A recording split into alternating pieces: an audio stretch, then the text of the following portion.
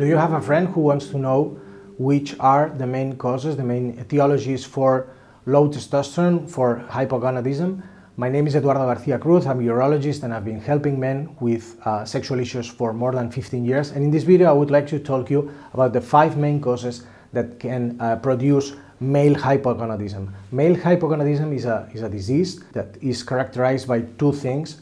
It's a twofold diagnosis. First would be low testosterone levels. You should repeat the blood test at least once. So first analyze and then another blood test to check that your testosterone levels are down. Plus, you have to have symptoms of low testosterone levels, such as, for example, loss of vigor, loss of sexual drive, erectile dysfunction, so on and so forth.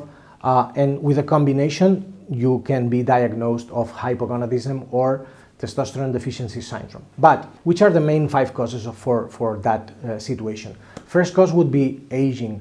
We know that testosterone raises and it gets to the top from our 20s to our mid-30s, and from that point on it keeps going down at a rate of 1% per year. So we know that when we hit our 80s, when we turn our 80s, something like 30 or 35% of men will have low testosterone. So aging is important, but I would say it's more important when we are really old, or if there are other factors, other entities inducing testosterone decrease. Second cause of low testosterone levels would be the use of some drugs. And the main 2 drugs I would like to cover would be corticoids and the derived drugs from morphine. Okay, so we know that both these 2 drugs can induce testosterone decrease by some different mechanisms. But if you're taking any of these 2 drugs and you're experiencing these symptoms, this situation could be associated with the use of these 2 products.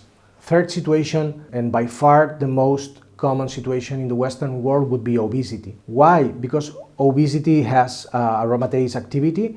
Aromatase activity, what it means is that the fatty tissue catches the testosterone and converts it into estradiol, which is a feminine hormone, and by far it's the most common cause of hypogonadism in the Western world, as the rates of society and overweight are skyrocketing across the world. So a good advice would be, if you're fit and you're working out and you're having a healthy diet, you have much less chances of becoming hypogonadal. The fourth cause for testosterone deficiency syndrome would be some chronic diseases. For example, any inflammatory disease, psoriasis or rheumatoid arthritis or any disease of this kind, or other insufficiencies like heart disease or chronic obstructive lung disease or chronic kidney disease mediated by inflammation can produce testosterone decrease, and they are very, very common, especially also in the Western world. And finally, last but not least, I should warn you about the use of steroids, of anabolic steroids, that are really widespread, especially across young people, especially young men in the gym. Are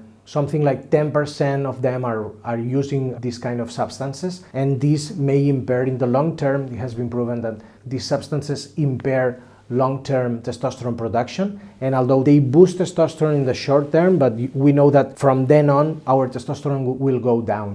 So to say, below 40 years old, a man with no other cause for hypogonadism is very suspicious of having had used anabolic steroids, and that is how common this problem is. So summing up, the 5 causes for low testosterone levels would be aging, obesity, the use of drugs, mainly corticoids or derived from morphine, some chronic illnesses, and the use of anabolic steroids.